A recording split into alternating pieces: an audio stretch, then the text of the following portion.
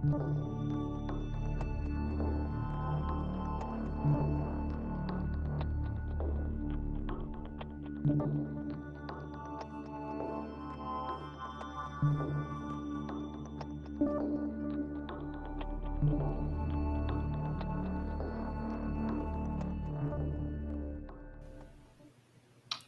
good evening, everyone. And we'll get started here with recording quite shortly. I didn't even change the titles. You know what? Maybe I should do that. Maybe I should edit the name of the title of this video because, yeah, I'm so smart that I rushed home, rushed to eat, rushed upstairs to the office. And yeah, I have just been on it today. I am fully with it and on it. Let's see. If I can spell, I'll be doing wonderfully. All right. Now we'll update that. It'll be like I'm actually doing a show this week. Hooray for me. Now, yeah.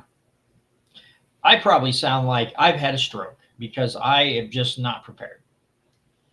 I swear to God, if this road work coming back and forth from home doesn't get finished pretty soon, this company is laying all this new asphalt. I haven't seen them for weeks, and then today they show up and they're trying to put the grooves in the pavement for the rumble strips and everything. I'm like, oh, now we're doing this. Now we're gonna do this. They were doing that during rush hour. Yes, they were because they like to be giant douches. But anyway, I'm gonna start the recording now, and then we'll talk freedom stuff.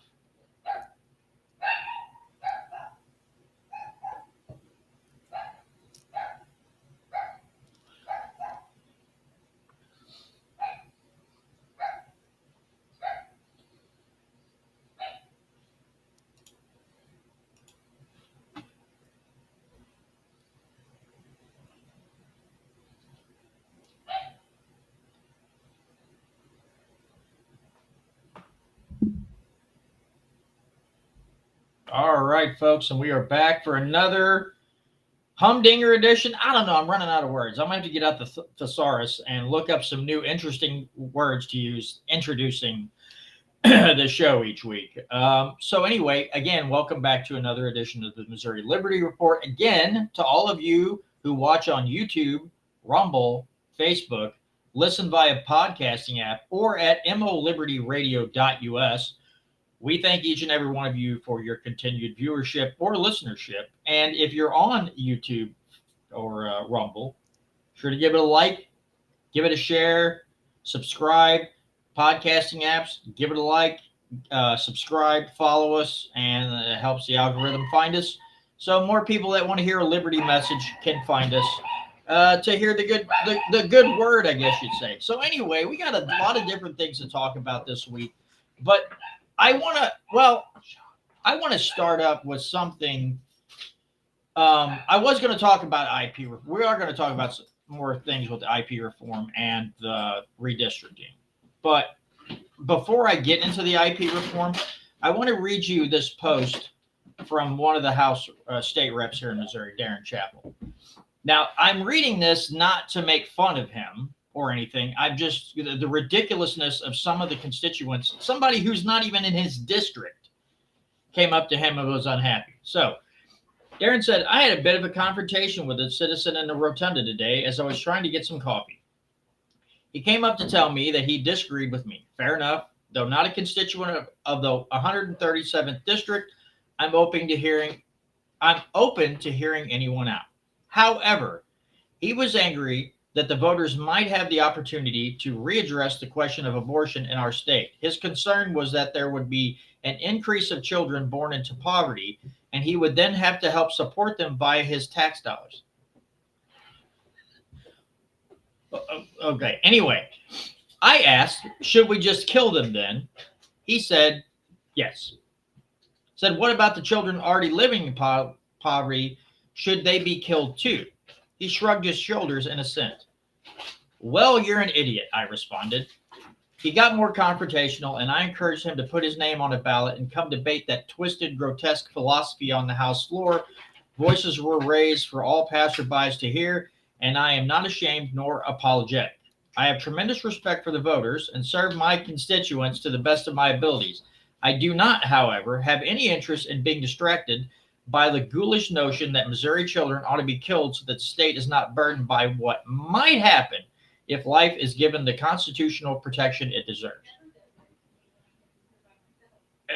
Listen, man, I don't know how I would respond if someone came up to me and said, "Kill them because I don't want my taxes to help feed them or take care of them." Like, you never heard of all these? You never heard of all these like non-governmental organizations who are willing to lend a helping hand? Adoption agencies, all like these things just don't exist in your head. Like if a child is born into poverty or a child's born that might go into poverty, you automatically just want to eliminate it because I get the sentiment. The state has gotten too big. We have welfare programs for everything. But to me, the opposite thing you would want to say instead of, well, we need to figure out how do we get government shrunk down? How do we get government out of the lives? How do we get government to stop stealing so much money from people that it puts them into poverty? Instead, just neutralize the kid because that's easy, right? That's the moral high ground that you're going to stand on. Is I don't want my taxes to go up, so let's just murder kids. And I'm sorry, I can't say the words that I want to say right now because this goes out on the radio. If this was a podcast, I'd open up with a very profanity-laced segment on this, on what I think about this person. But it breaks my heart to hear that people would feel that way, that there are people out there that actually feel like you should just kill a kid in the womb because it might be born in poverty, and then you don't want to. So again, I understand your resistance to a bigger welfare state. Believe me, all of us in the liberty movement feel your pain. But if you're coming from a direction of smaller government or not wanting to support people on welfare, and you even think about freedom or liberty at all, the last thing a liberty-oriented person or a smaller government person would ask for is to just go ahead and to kill the kids that might be born into poverty because they're a drain on the system. That's the last thing you should come to in your head is kill people. I read that and I thought, how many people out there? I'm sure he's a minority, right? I honestly believe he's a minority. But it's like, how many people feel this way? And that's a disturbing thought. Because if you don't believe in the sanctity of life, especially a child's life, it's not you don't have to throw a rock very far to land in another place where the sanctity of life isn't important for these group of people because they might be a drain on the system. And then next thing you know, you land in a Canadian healthcare system where it's like, oh, you're feeling depressed or you're having problems. You can just sit in this chamber and off yourself because it's just better if you just go off yourself if you're not feeling well. That's how you get there. That people that think and say these dumb things are probably pretty cool with like eugenics chambers, well, eugenics pod. You can lay in there and just gas you to death. I don't know. That struck me hard. Having 2 kids myself and now 2 grandkids, and Brandon being a new father, people like him, dude, that wrecks me to hear people having that opinion, and then on top of that, having the audacity to go up to a state rep. Not that he could be thrown in jail, but just the, I don't know if you call it guts or stupidity, to walk up to another human being and just say it out loud. Like there's nothing big about it. It's no big deal that I would just rather kill people than have them be a drain on the system. That just, to me, on top of everything else he said, just the audacity to just say that out loud in a building full of people and just be like, these are my inside thoughts coming out. My bad. bro, go get yourself checked out. Just go get yourself checked out. Brandon, what do Well, you? I think it's just someone who's been stuck in their bubble for too long. Like if you're in a Jesus. Democrat bubble, things like that tend to escalate because you'll have someone who says something crazy in one of those logs and it's not getting checked quite as, you know what I mean? Like when you're in public and you say something crazy and horrific and stupid, people are going to check you. But if you say something crazy, horrific, and stupid around a bunch of people who halfway already think something crazy, stupid, and horrific, then you're not getting checked. You know what I mean? If you are, it's very like, oh, maybe that's a bad way to word it, not like an actual, like, grotesque, horrible thing to say. Money doesn't make you happy. Money might make things easier for a little while, but it's not going to make you happy. It's not going to guarantee a better childhood. A good childhood is cheap. It's attention. It's feeling loved and appreciated. It has nothing to do with having the nicest clothes or the newest anything. So that's terrible. Not to mention that, like, even as a very hardcore agorist, borderline anarchist libertarian, if my biggest tax drain was guaranteeing that poor kids got food or like their basic necessities met, I don't think I'd be doing a show on politics, John. I just don't think it would be the biggest. I mean, and I'm talking about truly, not like government corruption and blah, blah, blah. I'm talking like truly. Most of my tax dollars went to feeding kids that would have had nothing without that tax dollar. What are we talking about? Like, that's not what we're talking about here. So that, I mean, every way you even try to think about it, it's just, like you said, it's twisted, morbid logic. And that's another thing that that the pro-life, like pro-choice people are so like firm. I mean, pro-lifers are too, don't get me wrong. But like pro-choicers tend to be so firm in their beliefs, but they can't be pressed on things. Like the guy said, like pro-choicers are like, oh, well, you can't get rid of all abortion. But then when you try to define like a timeline, like pin them on something, like, okay, philosophically, what makes a baby, right? Like at what point in the womb, what terms of development? And then they're like so flaky. And it turns out that most pro-choice people aren't like dead set on the same numbers. Some have it more or less on one way or the other. Now, I'm not saying that there shouldn't be exceptions for rape or incest. You know, I mean, we can have logical, decent discussions on things, but to be like we need to have abortion for the poor babies, and we might be okay with killing poor children. I mean, there's nothing more crazy or morbid than that. Like you were saying, it's just, if you're any kind of a family man, even if you don't have kids, but you just grew up in a good household with two loving parents, or even one loving parent, that sounds just morbid and crazy. Yeah.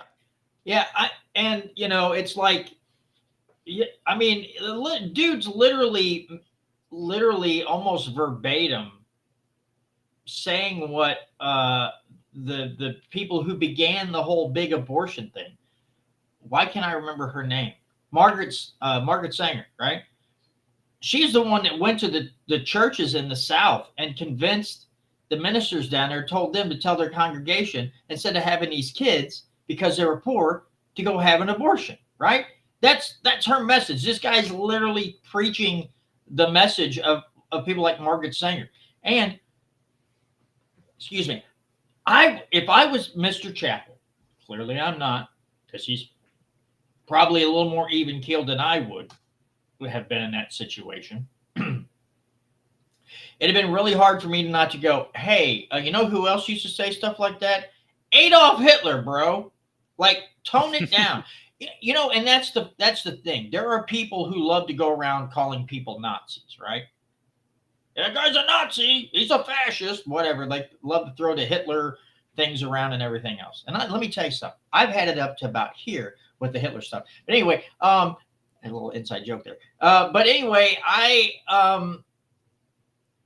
would have been like, so you a fan of Hitler? Like Margaret Sanger? These your favorite people? You got their books and stuff? Like, it sounds like you're taking cues from some of the mass murdering people of the world. You like Stalin and Pol Pot and some of these other guys too? Y'all good with those? Mao? Is that what we're doing? I mean, how do you... I don't know this person. maybe this person is, I don't know, but it's like, I don't think you understand the level of homicidal vibe that I get from you, like, and eugenicist vibe that I get from you when you say something like that to someone else out loud. I don't know. I was blown away. Couldn't believe it when I read it, and I thought, man, some people have no filter. And I sometimes don't have a filter. Sometimes I say things and then I go, oops, probably should have selected a better place and time to say that, but it's out there now, and I hope I don't lose my job. But anyway, so I just wanted to read that because we've got more things on. This is all pretty much. Well, let's go to this next article. This is going to be the one on. This comes from the Missouri Independent. Let me share my screen here so I can get this right. I find a lot of articles from the Missouri Independent. Now, the Missouri Independent, even though they call themselves the Independent, they're definitely left-leaning, right? They're definitely a left-leaning publication. But so the article, excuse me, the article is titled "As Few as 5% of Voters Could Defeat Initiative Petitions Under Missouri GOP Legislation." Before we even talk about this article, right? Before we even talk about this article, let me say that these same people who are upset that 5% of the people could defeat initiative petition, 5% of voters could do, right? They had no qualms about it if, let's say, 16 counties out of the whole state would pass something else. Let's say putting abortion in the Constitution. If only 16 of the counties out of the whole entire state pass that, they have absolutely no issue with that. Recreational marijuana, 16 counties, 16 total counties pass recreational marijuana and put it into the Constitution. No issue with that, right? Because it's what they wanted. But it's far too easy to change the Constitution here in Missouri. Now, am I saying that I'm a fan of what they've come up with? Now, this particular thing has passed from the House and is now moved to the Senate, right? So you have to win a majority of congressional districts. That's what they're going with. I think they could have done better, but this is what they've come up with. And this is what we talked about before. That if you leave it to the government, and again, for the last few years, IP reform was supposed to be their big topic. That's the one thing they really wanted to take care of was IP reform. They didn't. They acted childish. They threw temper tantrums. It got held up, and it died right at the end of session. Okay. They wait, and now they're going to go to the extreme because they can't find middle ground with these people. They're going to go to the extreme, and this is what we're getting. This is what we warned you about on previous shows. That because we've depended on them to get it done, they failed so far. Now they have a special session going for this, and it's going to be a crap show. Okay, let me read a little bit of this. So, a proposal that would make it virtually impossible for voters to change the Constitution or state law through the initiative petition process cleared a Missouri House committee Thursday evening. The legislation, sponsored by Representative Ed Lewis, a Republican from Moberly, largely mirrors a request from Governor Mike Kehoe to require a majority of voters in all of Missouri's 8 congressional districts and a statewide majority in order to pass a constitutional amendment or state law on the ballot. This means a very small percentage of statewide voters in just one district could defeat a ballot measure, and it would only apply to citizen-led initiatives, not those placed on the ballot by the legislature. Based on last year's general election, where 2.96 million votes were cast for governor and only 311,000 in the first district, under the proposed change, only 156,000 voters could defeat ballot question or just shy of 5.3% of the statewide vote. If approved by lawmakers, the proposed constitutional amendment debated Thursday would go on a statewide ballot and require a simple majority to be enacted. Now, again, they're all upset about this, and although, again, Brandon and I believe both agree that it should be way harder to change the Constitution. The thing is, let's say, I mean, it is going to make it quite difficult. If somebody wants to really, if someone really wants to get, like, let's say they want to get abortion off the ballot or off the Constitution, or they want to get bingo out of the Constitution, something stupid that shouldn't be in there out of the Constitution, it's going to make it hard to get it off. Now, that was the case before this. It was really easy to get something in the Constitution and really hard to get it out, right? You really have to get the voters in the state, like in a state of panic, like get them really worked up to get a huge amount of people to the voting polls to vote whichever way to vote yes to eliminate something from the state constitution. It's really hard to get something eliminated. But I just love some of this. Now, down here it says this abortion amendment didn't pass in most areas in Missouri, and I believe would not have passed in even half of the congressional districts. Last November, the abortion rights amendment won with just shy of 52% of the vote by drawing support from the state's urban and more populous areas. Voters in all but 8 of Missouri's 115 counties opposed the amendment. So there again, they're kind of making the case for us, right? All but 8 opposed it, and it still passed. But they don't see this as a problem. And it's funny because these jokes are writing themselves, right? They're all upset because now it's going to be too hard. Well, it should have never been that easy in the first place. But we've had complacent lawmakers. We've had a lot of spineless lawmakers. And now they're changing it, and they're going a different direction, and they're going like a full like the other direction. And now they're super upset, and it's like, well, I'm sorry, you kind of asked for it a little bit, but your thoughts, Brandon, so far? Well, I just hate the title of the article.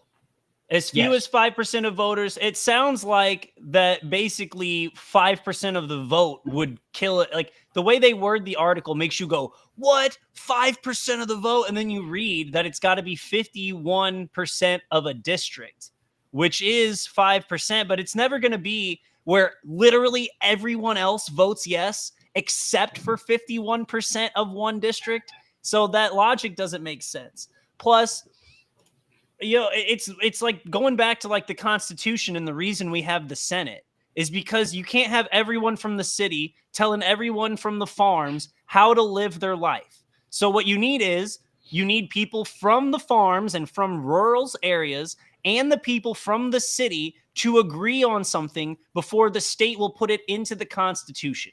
I like it. Like Tom Martz had some better ideas. He wanted to do state rep districts versus U.S. House rep districts because they're more proportional population-wise, which because Bryant Wolfen in the chat brought up how Missouri has a one person, one vote rule.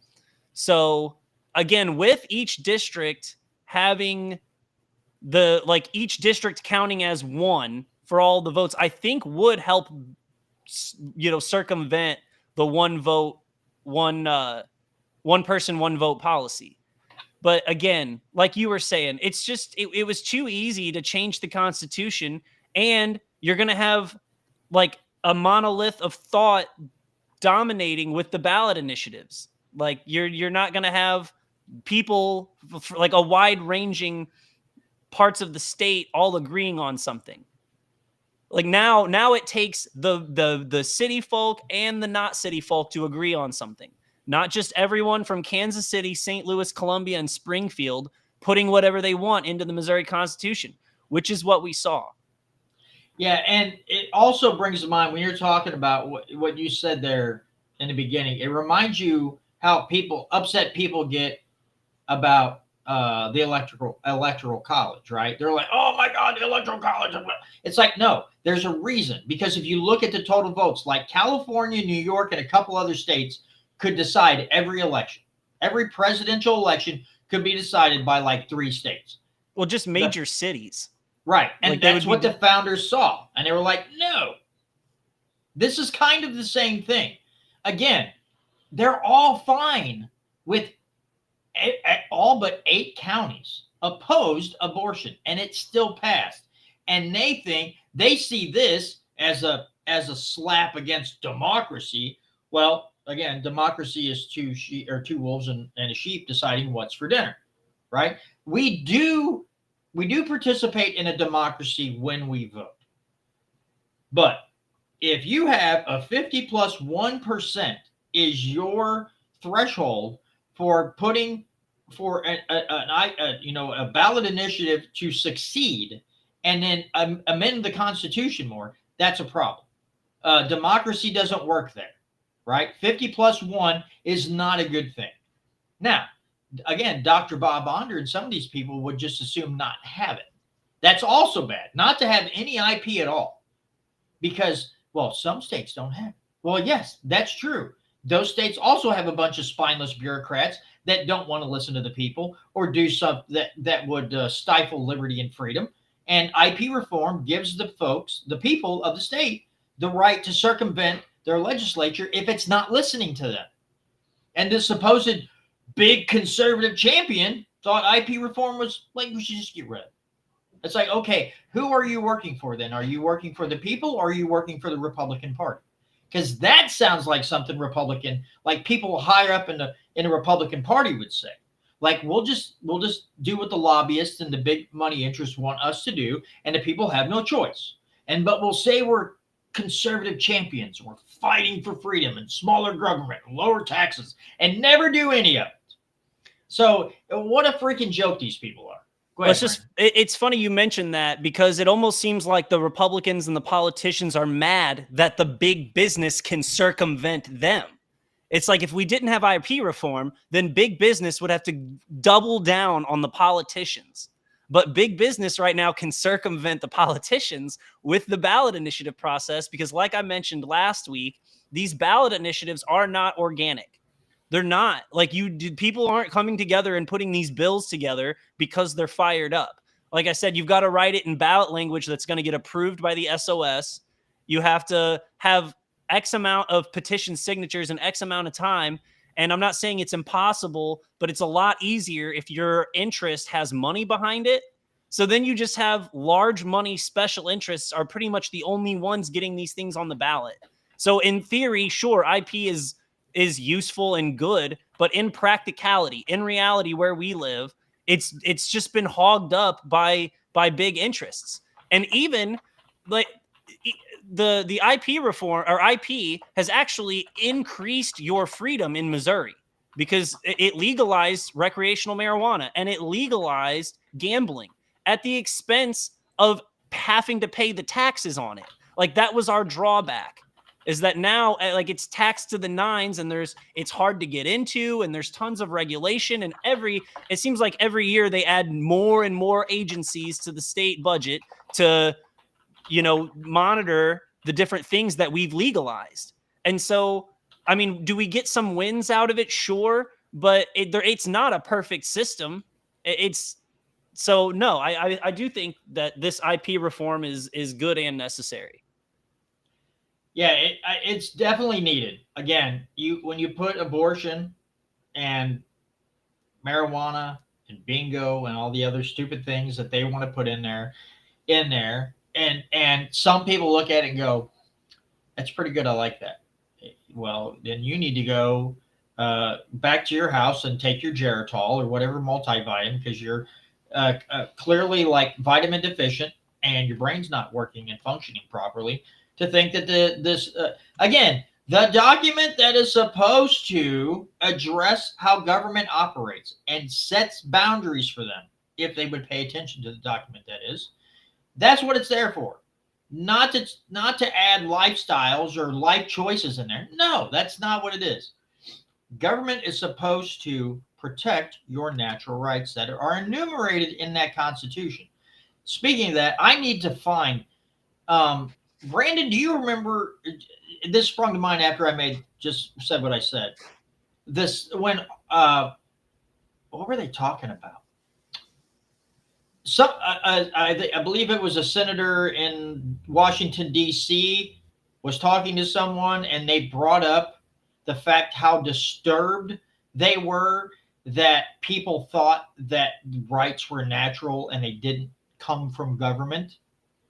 That would have been Senator Tim Kaine, Hillary Clinton's old running mate back in the day. And that was pretty recently, right? Like happened this last just week. In the last week or two. Yeah, that was Tim Kaine. And he said he was on the Senate floor talking about how the rights definitely do come from government. You know, there are people out there who thinks that rights don't come from government.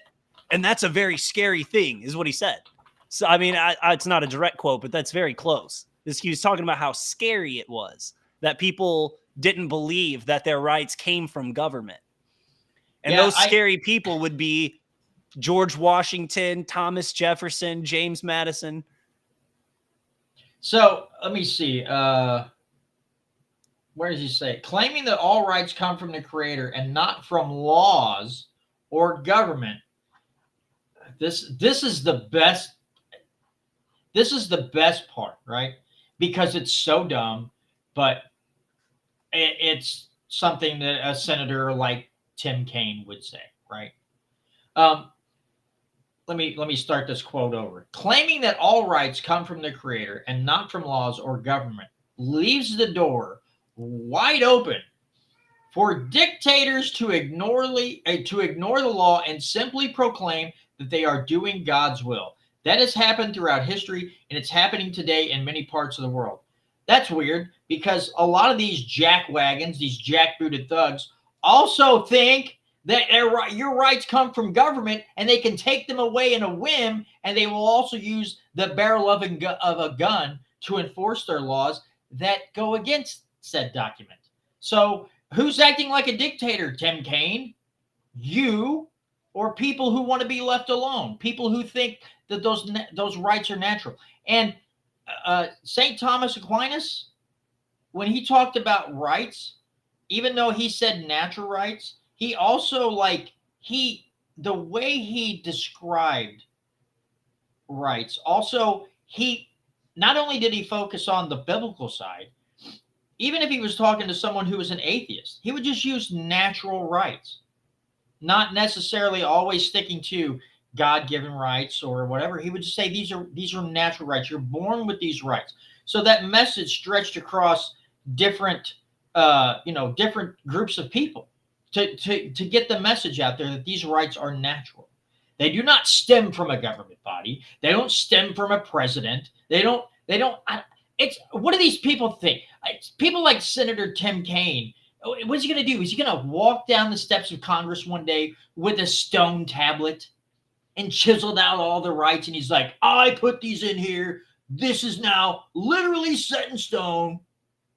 But don't worry. Okay. I got a bunch of what do they call that? Like concrete filler. And I can fill in all these words and take one away if I want.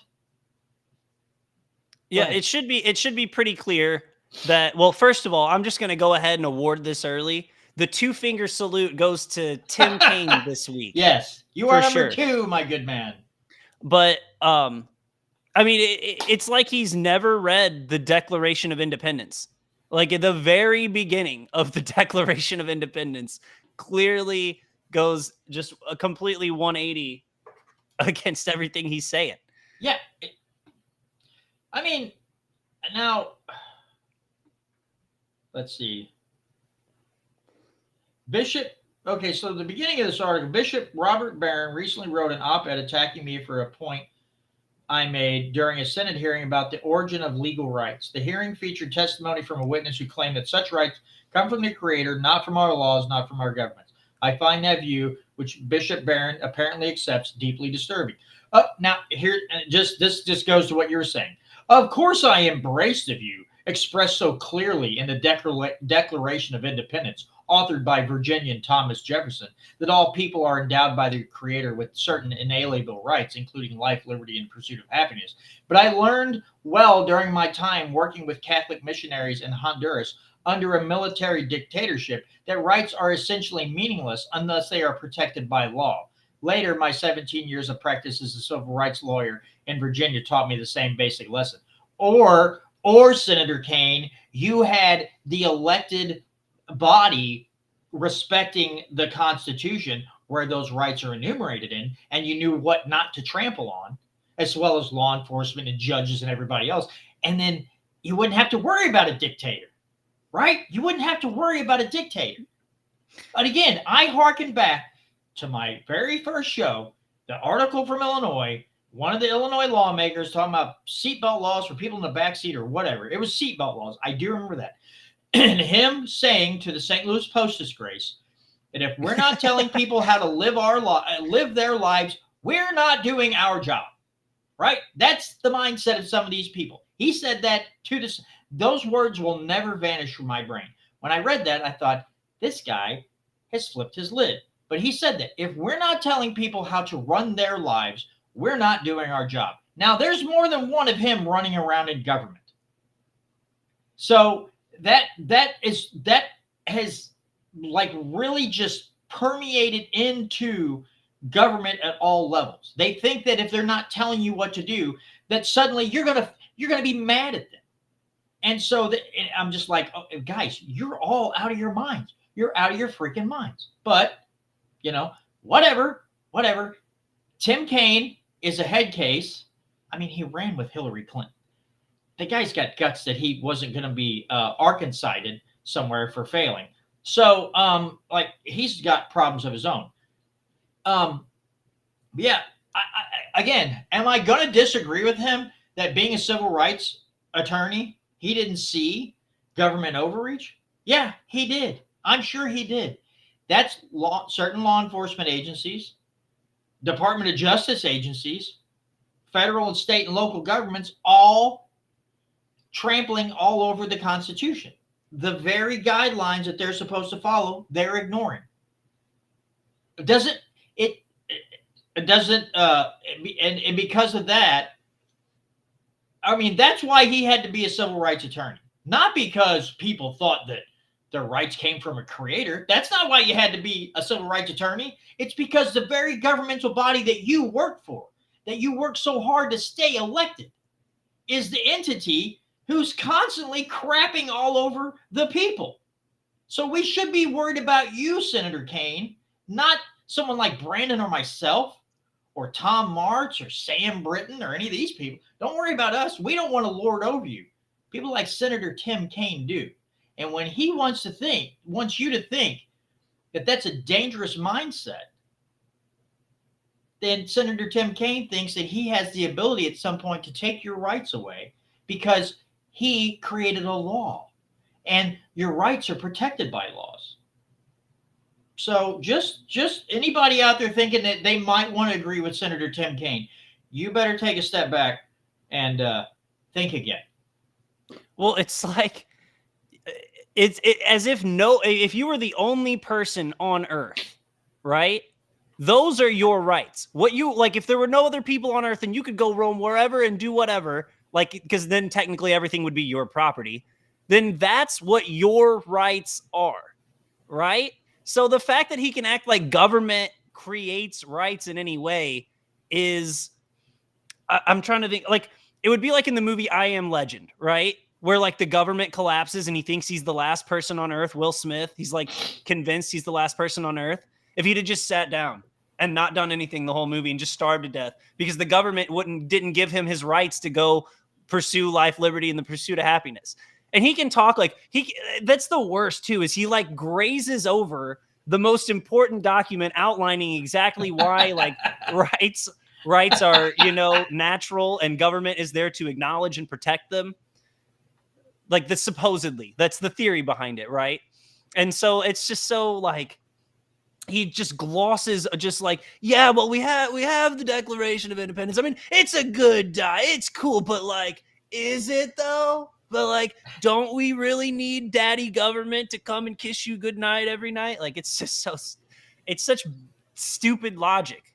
Like you said, he gives away the dumb part of what he's saying in the beginning.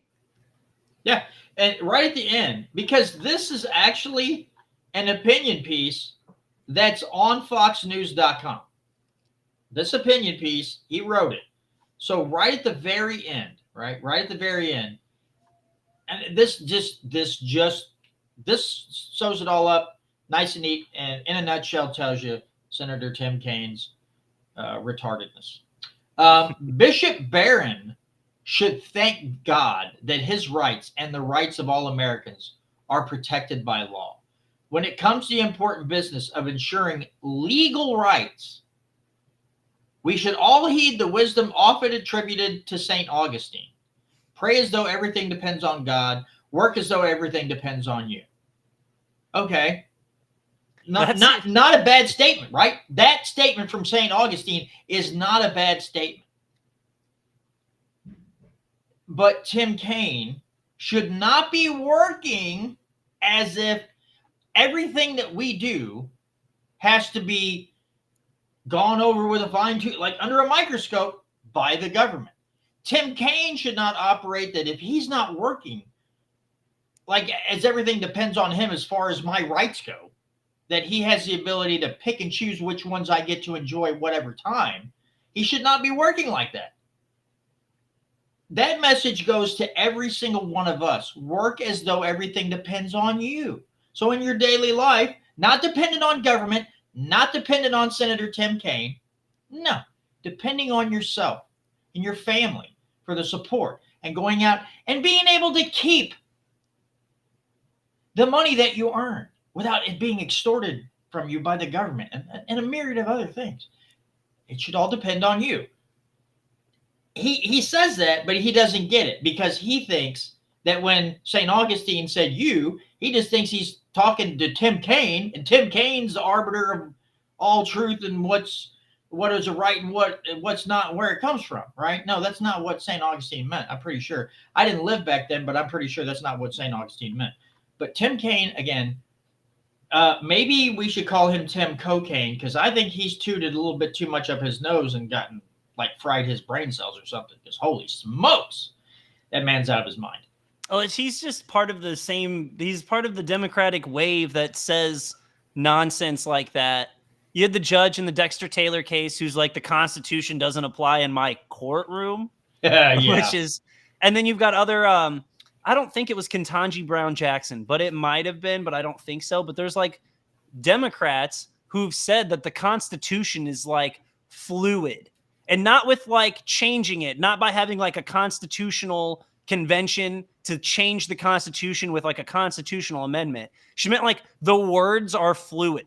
Like the word, we can reinterpret what the Constitution means over time to fit like the times we live in. And that couldn't be more stupid.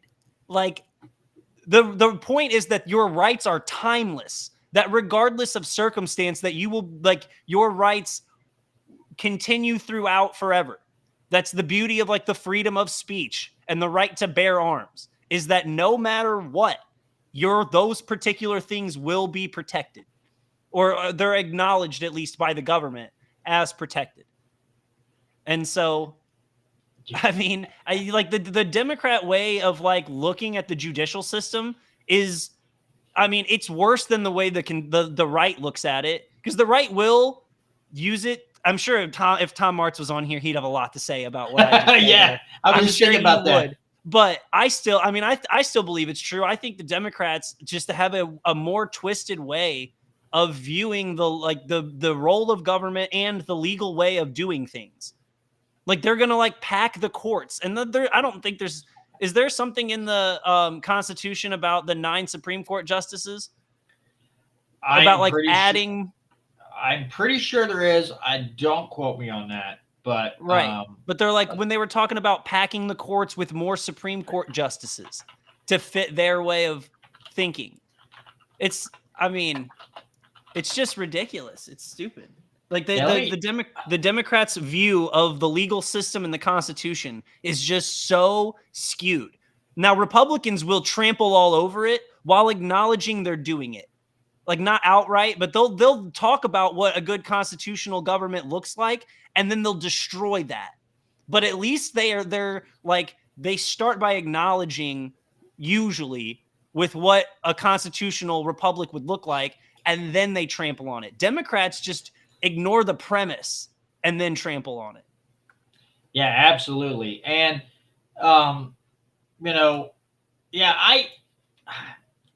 anytime we talk about this, it just drives me absolutely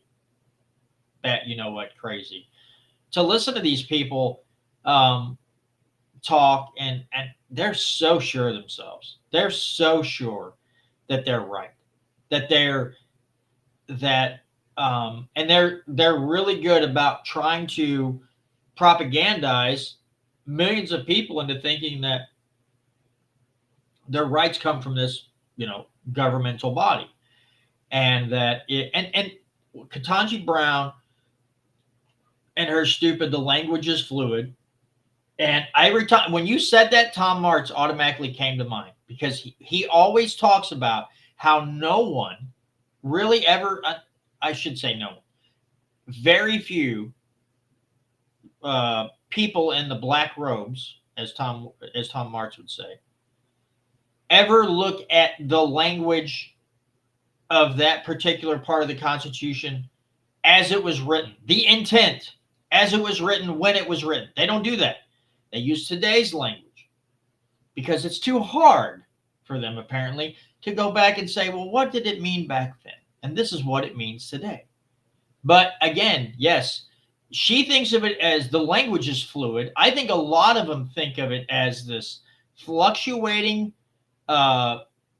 this fluctuating document that can be twisted to whatever agenda the courts or the government want. Again, the Affordable Care Act, the General Welfare Clause, they just absolutely mangled what it meant, right? And there's been several others. The General Welfare Clause gets corrupted a lot, and amongst many others. But and speaking of corrupting and crapping all over constitutional things, let me play you this lovely video. It's only about 2 minutes, and this goes into the whole pre-crime. People have been working on this using data mining and everything. Pre-crime's a thing, and they want it to become a much bigger thing because somehow they think that they can predict human behavior down to just ignoring all variables. And this is a horrible, horrible road to go down. Well, let me pull this video real quick. Let me play it, and then we can all be horrified together. And hopefully I don't get an ad. I want to take a minute and talk to you about something serious that I've been working on behind the scenes. I'm building something called Gideon, or in Hebrew we call it Gidon. And this is the first real-time AI-powered threat detection system for law enforcement and schools. It's a system that scans the open web, social media, Reddit, Discord, gaming chats, and flags real behavioral signals before someone picks up a rifle and walks into a school. We're talking grievance buildup, martyrdom language, tactical planning. These are the same patterns that I've been seeing for years before every major attack, now flagged before it happens. And I've already got law enforcement agencies on board ready to pilot it. But to get this fully live and to bring it to the engineers and finish the platform, I need your help. I'm raising funds directly from my audience, from Cohen's Commandos, the people who actually care, to bring Gideon to life. And if you've ever asked yourself, why didn't someone catch this before it happened? This is the answer. Hit the link down below in the description and donate what you can, and please share it. And if you're one of the heavy hitters out there watching, if you've got access, reach, capital, and you want to help seed my new project at scale, reach out to me directly and let's talk. This isn't about politics. This is about protecting America, protecting our kids. And it's about giving law enforcement signal before the next tragedy unfolds. This is Gideon. This is my new mission. Help me build it and let's do it together. Appreciate you guys. So what you don't see there, right, is the what you don't see there. He's not going to tell you he's former IDF, by the way. He's former IDF. So there's red flag number one. Brandon, I know you got a lot to say about this. We were talking about it before the show, and you said you were going to save your rant for the show. But just that's the one thing, folks. Just keep that in mind. He's former IDF. And he wants to build an AI-powered system that can flag potentially harmful behavior. And Brandon, I don't know what you're all upset about. I don't know why you're upset about this, because I don't see how this could possibly go wrong. Well, it really made me thinking with the Cohen's Commandos that we need something for the viewers of our show. It'd be like the report retards. Calling on all my report retards out there. We're going to put AR-15s in every 15-year-old's hands so they can defend themselves from other 15-year-olds with ARs. And I'm calling on the report retards to fund this specifically. No, I mean, if you can, put that back up on the screen for a second. And then okay. I gotta go back and find it because oh, great. Where did it go? Okay. Well, I got to go back to my email and pull it back because I closed the link. But you go ahead, and I will go ahead and pull it back up here in just a second as soon as Proton Mail logs in. Well, so basically, if you look, so he's talking to the camera, and then he cuts away where he's got like all the different things that his website monitors. Oh, yes. Literally misspelled the first line.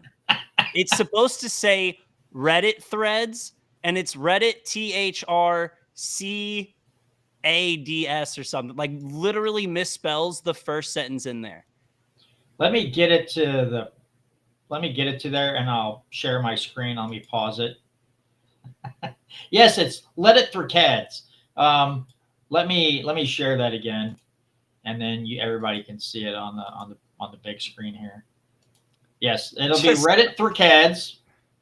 But I mean, you're not wrong. Even tossing out the misspelling, look at all the things: open web, Reddit, public forums, blog posts, conspiracy boards, comment sections, social media platforms, Discord, Telegram, X, TikTok, YouTube.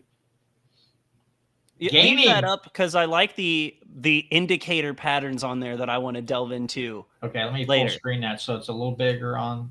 There we go. But anyway, it's just like so. He's like the way he said. I'm trying to think of. He said something like, "I'm trying to get the funding to send this to the engineers," which means he really just says that like this is just a brainchild that he just had. Like has no idea if it's effective. Has never like tested the data on any of this. And what's funny is in that 2-minute video where he's promoting this, doesn't mention like given examples. He's like, well, did you know that these shooters at these particular places, they were posting this, this, and this. And with my indicator patterns, we would have caught this and this would have been a flag and this person would have been on high alert. Nothing. He doesn't say anything. He just says, I have an idea. We're going to surveil everyone, all kids, all the time. And if you give me money, I'm going to try to have somebody build that for me. I mean, how stupid. But let's skip all of the just absolute ridiculousness of it and talk about like the core of it here. There are so many angry kids out there, like kids with like weird senses of logic that don't necessarily correlate or make sense. Kids that have been bullied, like hard bullied. And so they're going to have like an outward, like an angry projection on life. But that's not gonna. So what are you gonna do when you flag them? Are you gonna send a cop to their house? Is it like every kid who posts something angry ever? Because I was a pretty angry kid. I think my Facebook's mostly been cleared out. But if you would have went through it at the time, you would have thought I might have been an angry kid sometimes.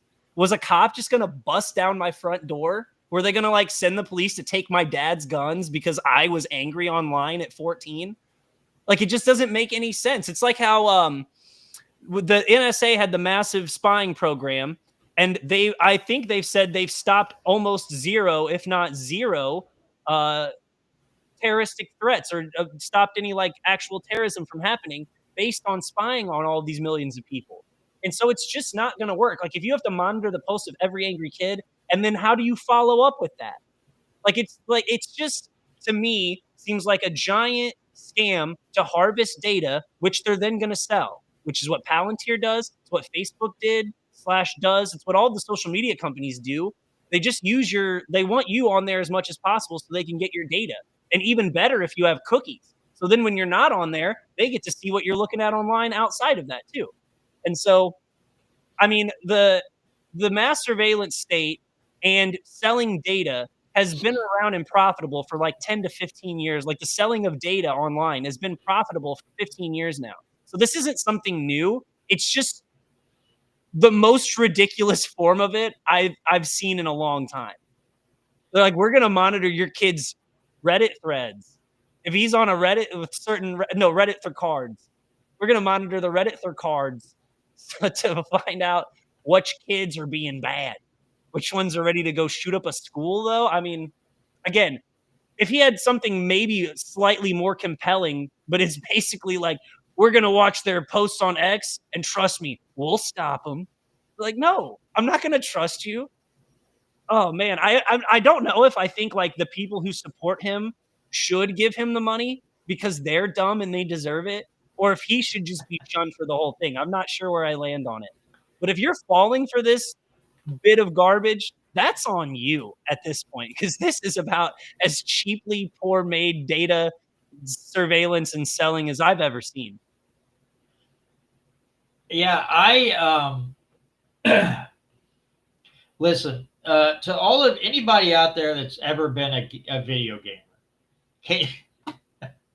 can you imagine, like, old Call of Duty days, the stuff that people would say to each other in the game, in chat?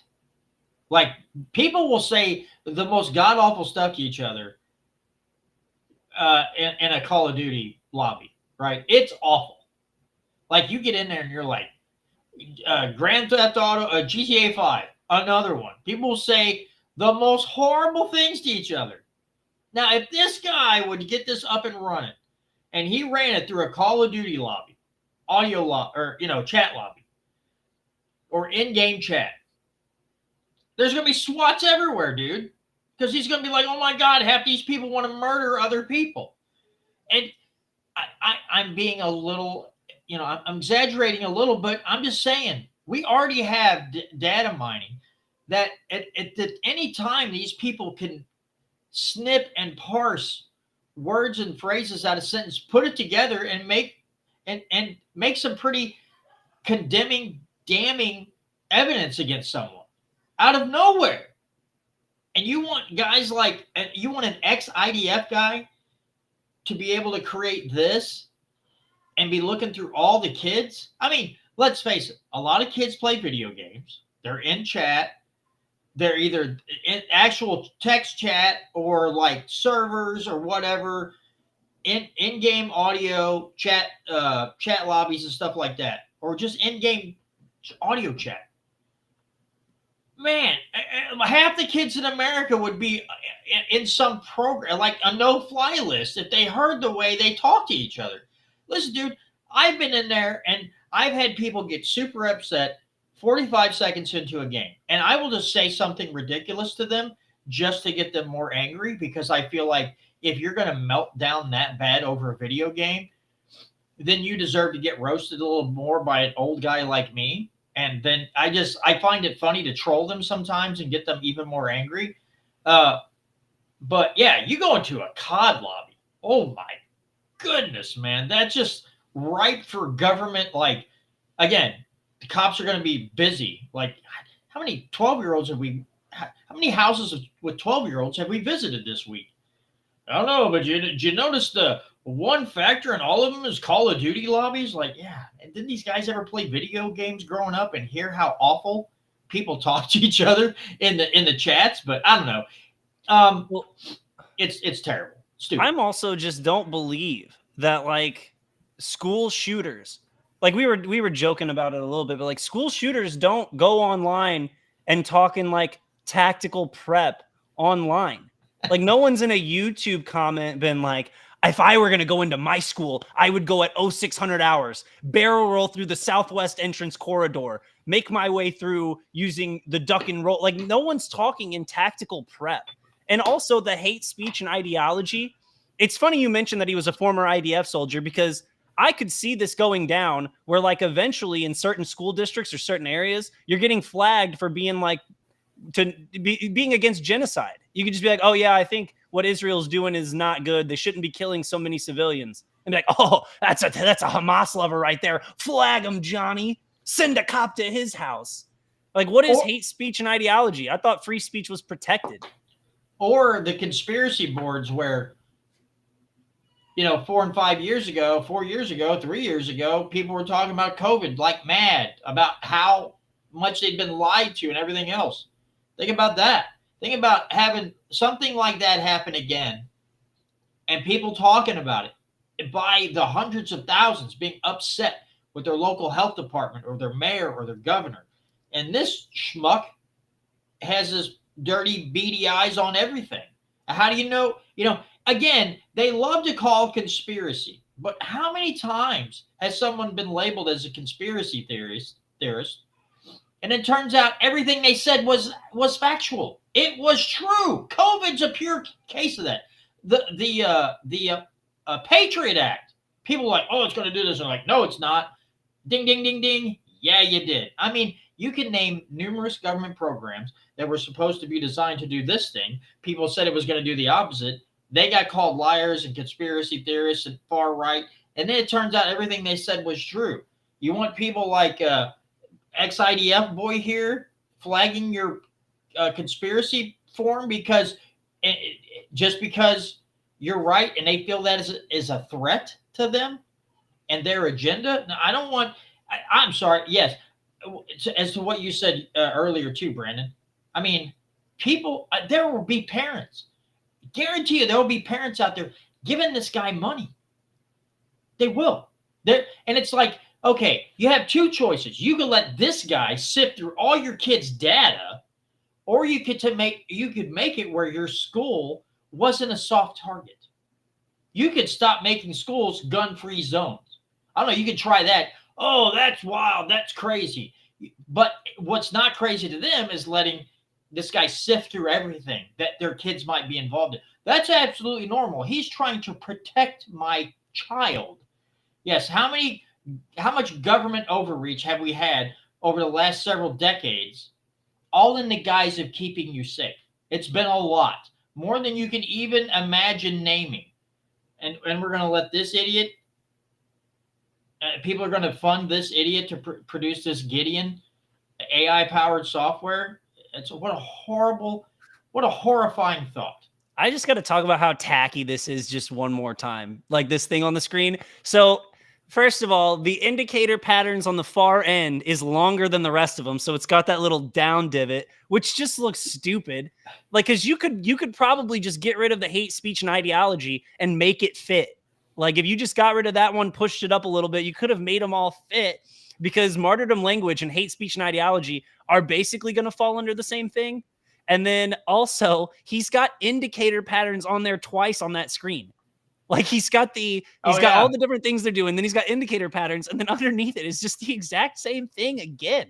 I mean, what it looks like? It looks like the way it's drawn up. It looks like the code that would run down the screen in that movie, in the Matrix movies. Yeah. That's like this the is color part of the scheme. Matrix. Yeah. That it's got built. So is this guy in the Matrix? What is he doing? It wouldn't shock me if he was, dude. He's such a character. But dude, it's just such a cheap, hacky, like he makes it sound like it's a thing that's ready to go. He's like, I've got school boards and all the, I've got, police departments and school districts that want to implement this, like that want to implement his Gideon or Gideon, as they say in Israel, the Gideon. But the Gadon in Hebrew, and it's like the there's the IDF coming out in you, bro. Yeah, but I mean, it's just it's the way he presents it is that it's like so ready to go, and in reality, it's just a dumb constitutionalist brainchild that he has, and he's like, if my Cohen commandos can go commando in my bank account, we're gonna get this thing going live. It's just, I don't know. I regress. It's fine. I mean, it's, again, I would, me being somewhat of a thinking person, I would think that you could, after the Patriot Act, you would not fall for something like this. You would be like, I'm good, bro. Well, like you were saying too, it's the slippery slope of this too, because once it's getting the surveillance state installed, that's the hurdle. You need like a 9/11 type deal to implement something like the Patriot Act. But once it's in, they'll just change what they're looking for at any given time because the system's in place. So they get this, like I said, they get this system in place. Then they'll monitor your kids for like things they just don't like. Like it'd be like in the movie Footloose. They'd just be like searching for kids that have music. Who's dancing online? We got to find the dancers. Like that's the level. Like that's the next like you take this to its logical conclusion. That's where you're ending up, is they'll just surveil whatever they want because they've implemented their surveillance state that they wanted. It's like whenever Canada froze the bank accounts on their truckers. It's like, okay, I'm sure whatever law gave the government access to their bank accounts probably made some sense at the time. It was like to help recover against like fraud or theft. Like, oh, so the government can go in and take money out or freeze your account because you're committing fraud or you're going to flee the country, right? So like the premise is good in theory, but then in actuality, what they do is they shut off your bank account because you protested, because you let the government have that power for what they said was something else, which is what they do. They'll be like, oh, we're just making sure you're not a terrorist. And then if you post something like, oh, I think genocide is bad, they'll be like, that guy might be a terrorist. Monitor him. You know what I'm saying? Yeah, this just does not lead to anything good. And they will just, I don't know, bro. I just don't like the way that the doors opened up. I just don't like the way this again, after the Patriot Act, all the violations that have occurred. I don't like the fact that people can fall so easily for this, but it's proven time and time again that all you have to do is tug on people's heartstrings enough. Am I saying that children dying in a school shooting is not tragic? I'm not saying that. What I'm saying is our government officials know you give people enough tragedies and they'll beg you to fix it. They'll beg you for the solution, or they'll beg the government for the solution, right? And it's worked so many freaking times. And it continues to work because there's this false idea that the government wants to keep you safe. Now, the government wants to protect its power and its money. You're way down the list of things that they want to protect, and for a good reason, right? Like your natural rights. That's way down the list of things that they actually want to protect. Their interest is just protecting their self-interest. So you can't fall for this again. People have got to stop falling for this giving up liberty for a little bit of security, because you get neither from the government. You'll end up with no security and no liberty by the time it's done. And so, I mean, look how many the founders warned against.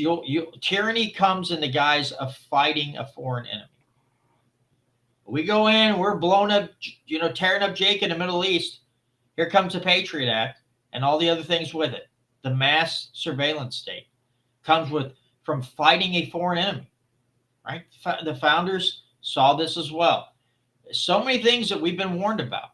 And you got these people, you got people out there that think that the only thing they can think about is not that they're wrong. We had founders that were slave owners. Okay. Bad thing to do, right? Bad to be a slave owner.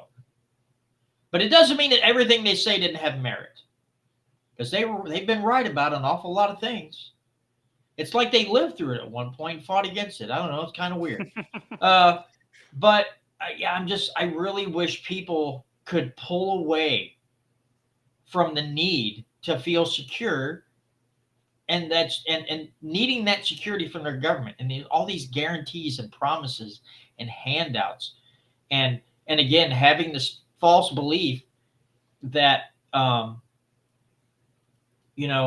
that their rights come from government, from some person. I don't care if you think your rights that came from George Washington. You'd be wrong. You'd be way off base. Okay, I don't care if you think the founders came up with these rights. No, they didn't. I would still call you wrong. Even though they were more trustworthy than what we have now, I still don't want you thinking that your rights came from Benjamin Franklin or George Washington or whoever. John Locke, I don't care who it is. I just don't want you thinking your rights came from anybody in government in our country's history. That's what I don't want you to believe. So one thing you were talking about with like pulling on the heartstrings that got me thinking for a second. It drives me nuts when people talk about like the youth, like they say that gun violence is like the number one killer of the youth now. That's what like the claim is that like the gun violence is the number one killer of like people under the age of 18 or something like that. The problem, or it's like up there as one of them. That gun violence stat that they're referring to is teenage gang violence in the hood. Like even with all of the school shootings and everything added up, it is not the leading cause of death for like the average non-gang related teenager. It's just even teenagers. It's a ludicrous way of thinking about it. Like it's not the school shootings that are making this the number one death of kids. It's gang violence. So I don't know. I just think the whole like they'll use that statistic to like, oh, you just want more dead kids if you don't want gun restrictions. You just want more dead kids. It's like, no. Like you were saying, that's not gonna. The fact that no one has a gun in those areas is what makes them targets. That's the problem. Is that it is already a gun-free zone. That's why the people who manage to get a gun show up there. So yeah, that's stupid logic. Also, not that this is anything political. I just think it's a noteworthy thing, I guess. I think the rise in school shootings that we're seeing is just a side effect of the internet. Like. Kids, like the bullying doesn't stop at school anymore. Like kids go home and they continue to deal with the same pressures that they feel at school. And like sometimes it feels like you can't get away from it, even though you could just turn the computer off or put down your phone or whatever it is. But I think that we're just dealing with a side effect of technology, and there's got to be some way. Like there obviously schools have tried to manage this with like, oh, limit your screen time. And they tell parents that, but it's just, something that society we have to adjust to is like how to, I guess, get these kids that are becoming isolated. Like isolated kids now have an outlet on the internet where it doesn't necessarily fix their isolationist mentality. It just kind of, it feeds it in a way. And I don't know. I think like responsibility for these things. I mean, I'm not saying that parents are like directly involved or anything like that. I'm just saying that if you're monitoring what your kids are doing and being an active participant in like making sure they're okay, I think that would go a long way with stopping some of these. versus trying to get the guns out of the school. It's like they always look for symptoms, not the root cause of the problem. It's like, yeah, without a gun, like if there were no guns in existence ever, you're right, the school shooting wouldn't have happened. But with the internet and with how many millions and millions of kids go to school, you're just going to get disgruntled, crazy people in these public settings, and dangerous things are just, sometimes they happen. It's like part of life is that you're going to be around crazy people in life, and that crazy people are going to do crazy things sometimes.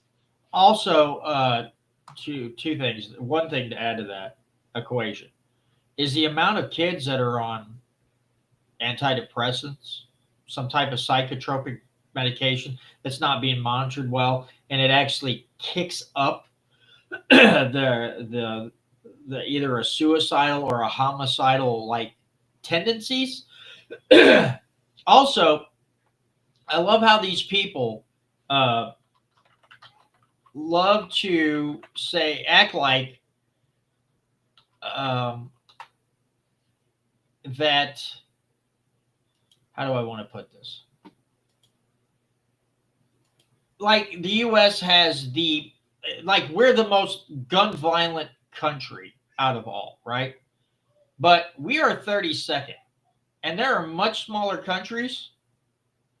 Now, this is 2019, so this might have changed. El Salvador. The U.S. has about 5 per 100,000. El Salvador has 36.78 per 100,000. Venezuela, 33.27. Guatemala, 29.06. Colombia, 26.36. And so these people get on there and make it sound like the U.S.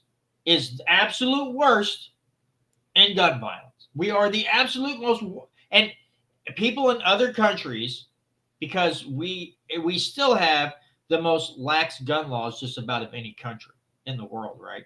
And people love to make their jokes about gun violence in the U.S. And it's like, we're still ranked 32nd, and we got a heck of a lot more people than some of these other countries, and their gun violence is way worse. So maybe, just maybe, you're focusing your attention in the wrong dang spot. But, that's just my opinion as someone who actually likes firearms and enjoys shooting them and enjoys, enjoys being able to exercise my natural right of self-defense. So I think what's funny about what you just said too, with this, like where the United States ranks on on a global scale for gun violence, I wonder what would happen if you took out all cities that had been ran by majority Democrat mayors since the year 2000. So if it's been a majority Democrat mayor since the year 2000 onward, so you're talking New York, Chicago, LA, St. Louis, Kansas City, Detroit, if I didn't already say Detroit. And if you took those out and just had Republican mayor counties, Republican mayor cities and areas like that, what the gun violence rate would be comparatively. Like, I would bet so much money that number would drop dramatically. Like, yeah. Most gun violence occurs in big cities. Like Chicago, over Labor Day weekend, Chicago had 54 people shot, 9 people killed. I mean, I would bet that for the rest of the state, it was half that. Like, I bet there might have been in the rest of Illinois 5 shooting deaths. Maybe, okay, that might be a little dramatic, but you get my point, is that like, that's where the concentration of all of this gun violence is happening, is in the cities. Whether it's youth or adults, it's in the big cities. Like, if you don't live in a big city, you never deal with gun violence. And even if you live in a big city, like, if you we were talking about this a couple episodes ago, if you stay away from the dangerous neighborhoods, you really also don't see much gun violence, even in a big city. Like, you might have your car might get broke into, but they don't just roll up on people and shoot people randomly. The gun violence problem portrayed in America from other countries is ridiculous. It's like, it's such a, like, you're not from here, so you clearly have no idea about the problem. Like, you get your talking points from the leftists, and you just have, like, if you're a European talking about American gun violence, you have no idea what you're talking about. Well, and not to mention the fact that when they talk about gun deaths, just deaths associated to guns, right? 6 out of every 10 in 2023 is a suicide, unfortunately. So 6 out of every 10 gun deaths are suicides. They don't talk about that. They don't mention that at all. They want you to believe that every death by a firearm is someone shooting another human being. And most of the time, it's self inflicted 60%. So there's another, and not to mention the fact that how many of because these cities are like, our crime rates are dropping, but the way they're reporting their data is horrible. They're putting out this false, and I think, Brandon, you mentioned this a week or two ago. They're putting out false statistics. They're not even reporting it the correct way. They're either failing to report, changing statistics, or whatever. So it looks like their crime rate is going down because they've had such a bad rap for so long on gun violence in their cities, mainly gang stuff, right? That now they're changing the way they report. They're either failing to do it or they're fudging the numbers to make it look like their crime rate's not so bad. So with that being said, how can you trust these people? The big city mayors swearing up and down that their violence and their crime rate's going down when you have the Department of Justice, even in a Biden administration, saying that these cities are not reporting. They're failing to report or they're fudging the numbers. Even in a Democratic-led White House, the Department of Justice, the FBI, some other agencies are telling the news that the reports are, the cities are doing a horrible job in reporting crime. So they can't even get good statistics. And this, again, folks, this is why you cannot trust these people when they tell you anything, especially something on firearms. Because, again, the Gavin Newsoms of the world, I mean, he's already out there. He's pitching. And then Tim Walz, Minnesota's like up in arms. We're gonna, get rid of. We're gonna do these big assault rifle bans and all this. They're screaming for it. And it's like, yeah, guess who's still gonna have the guns? Guess who's still gonna have the ARs? Law enforcement will still have them. The governor and his security detail will still have them. Anybody else important will still have them. It's just you won't have them. So if they're that deadly, if they're that dangerous, why doesn't everybody get to lose them? No, it'll just be the citizenry that can't have the assault rifle, which AR stands for Armalite if you're uninformed. But why would you allow that? Do you think that Tim Walz is some godlike figure that you must protect him at all costs? So his security detail and all the cops can have the AR-15s or the M4s or whatever they're using, and that's it. The same people who say defund the police, you can't trust the police. Let me tell you, folks, if they decide to do an assault rifle ban up in Minnesota, you guys won't be able to have one. But the cops that you say you don't trust, and I'm not saying that you're right to say that. I'm just saying this is what they're saying. Defund the police. You can't trust the police, right? They'll still have the ARs. So you're an idiot because you're saying to us that you don't trust the police, but you also don't trust people around you. But the police always comes up first. You can't trust them. They're racist. But if you allow yourselves to listen to your representatives in the state of Minnesota and them to take away or ban so-called assault rifles, rest assured, police and any law enforcement agency will continue to have them. Security details for important politicians will still have them. You're the only ones that won't be able to. So if they ever come for you, you can't fight back. Well done. Well done. You just sacrificed more of your liberties to somebody who said they were looking out for you. And in fact, they're doing things they know they shouldn't be doing. So they have to disarm you so you can't rise up against them later on. That's all it is, folks. They're doing things they know are wrong, and they don't want you to be able to fight back. I think it's funny that, I mean, I bet if you went to one of these No Kings protests and ask them, because, it's all Democrats at the No Kings protests. They're not actually against tyranny, just the Republican flavor of tyranny. So I bet if you went to all of them and you asked them if the average American should be allowed to own an AR-15, right? A lot of them would say no, that's only for the government. The irony is that they're at a No Kings protest saying only the king should have the assault rifle. I mean, isn't that wild? I laughed pretty hard when I found out that like the big Democrat rallies, the protests they're all having are called No Kings, after you guys voted for Joe Biden in 2020 and then put up Kamala Harris in 2024, and you're going to come talk about No Kings? It's just, you would think a No Kings protest would be a bunch of libertarians, but it's not. It's a bunch of statist, big government losers who just orange man bad. Like, not the principles. They're not protesting like specific things. They're just protesting him as a man, which is just the dumbest thing. Yeah, it is funny that people that beg government to intercede on everything, but say no kings.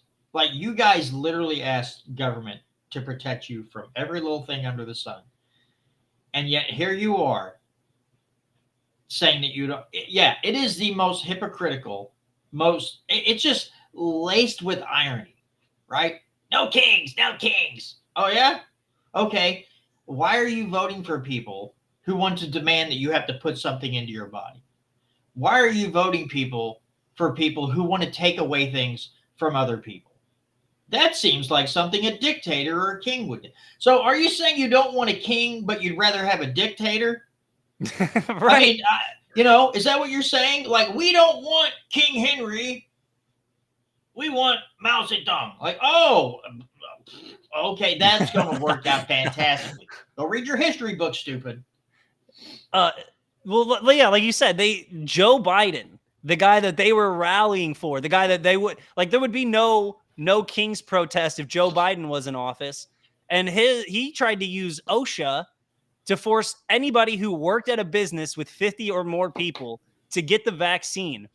Or basically, they would find the business out of existence. That was Joe Biden's plan. And if it wasn't for a bunch of conservatives suing him, he would have got away with it.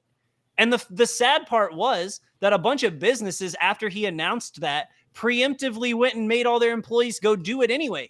So before it got struck down, a bunch of people went out and got vaccinated because their boss told them if they didn't, they were going to get fired. Talk about a king. Talk about it, like you said, talk about a dictator. I don't know. Like you said, if you had to get blood drawn, the day before you're going to get blood drawn, go to a No Kings protest. You'll get enough iron from all the irony floating around in the air. And not to mention that, now that you bring it up, because I did want to talk about this for a few minutes. This whole RFK Jr. at these hearings, and the Pocahontases and the Bernie Sanders and people coming at him, and he's basically saying, you all took pharmaceutical money, you're all corrupt, and they got really, really upset about that, right? Bernie Sanders was trying to defend this, right? He's trying to defend it. Oh, you say we're all corrupt? Like, I think he is, Bernie. I don't think you're getting the memo. I think he's saying you all are in the pockets of Big Pharma and you're all doing their bidding. And Bernie Sanders, of all people, who's out there fighting against big companies and all their money, they'll gladly take pharmaceutical money. He's so fake. He's so fake. He's such a hypocrite. And RFK, I'm not a huge RFK fan, but he seems way more knowledgeable on a lot of this stuff than these so-called experts. I mean, they tried to attack him at every angle. Bernie Sanders is attacking him for saying that, he's like the AMA and the American Pediatrics Association. All these people said the vaccine was good, blah, blah, blah, blah. And then RFK's like, well, Jay Bhattacharya and this doctor and this doctor and this doctor, they don't agree with it. He's like, so you're going to take the word over those 4 people rather than the associations that direct to hundreds of thousands of doctors. Yes, dude, that's what he's saying. That's exactly what he's saying. The Pediatrics Association was telling parents to go get their newborns a COVID vaccine. Dr. McCullough and some of these other doctors did a fantastic job of pointing out what was wrong. Now, I'm supposed to look at Bernie Sanders and take him seriously, which is nigh impossible. And I am not that smart, but I'm smart enough to look at Bernie Sanders and go, that guy is a moron. He's an idiot. He is a puppet, right? But I'm also, so I'm supposed to turn off what the Bhattacharya's and some of these, like the most cited doctor has the most publications in medical papers and magazines, came out and said, we did these things. We came up with this protocol to treat people at home to avoid them going to the ER and being hospitalized. I'm supposed to listen to the people who just made up arbitrary rules about masks and social distancing. Later on, not too long ago, Fauci said, yeah, we just kind of made that number up. It's kind of something. I'm still supposed to trust that dude over people like Dr. McCullough and some of the others who came up with a treatment regimen of a few pharmaceuticals and nutraceuticals. One doctor, his dad had dementia, Alzheimer's, had bad health, contracted COVID, got pretty sick, but he came up with this protocol and got his dad through it without being intubated. And I'm supposed to take everything that guy says and throw it out the window and listen to people who now admit they arbitrarily made up things. That's what you're telling me, Bert. That's what you're telling the world. Even though they flat out lied and made up rules with arbitrary numbers, you still should listen to them over doctors who had proven treatment protocols that was early prevention, early assistance, instead of being like the experts that just said, go home until you can't breathe good and then come back. Or you go to this doctor and like, hey, we got this protocol. Now, it might be some corticosteroids, some hydroxychloroquine, and a couple other things. And I don't know, we dropped the hospitalizations by 80-something%. Yeah, don't listen to him. Listen to the people that told you to go home until you can't breathe good and then come back. And then we'll put you in a hospital. We put you on a ventilator, give you some remdesivir, and kill you. And those are the people I'm supposed to look to, the experts.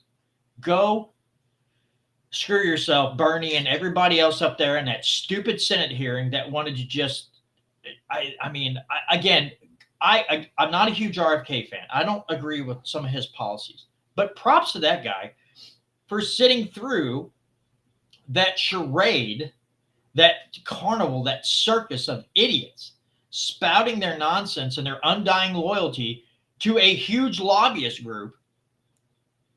Props to him for sitting through that and still making a bunch of them look idiotic. Good on you, Mr. RFKJ. It almost seemed to, like, especially with Elizabeth Warren, she's reading the script and he is like actually present. Like, she's saying the things that she's gonna say no matter what. Like, even if RFK would have had every piece of data available to refute everything she was saying, she's gonna say those talking points and get her clip on, MSNBC or whatever. She's going to have her moment where she stood up to RFK and because they're talking about how like, all of these vaccines are going to go away. And he's like, they're not going away. I'm just taking them off of a mandated schedule for government schooling. And she's like, no, you're going to get rid of them. And he's like, I'm not getting rid of anything. He's like, the vaccines, every vaccine that you want to take will most likely still be available. We're just not mandating them.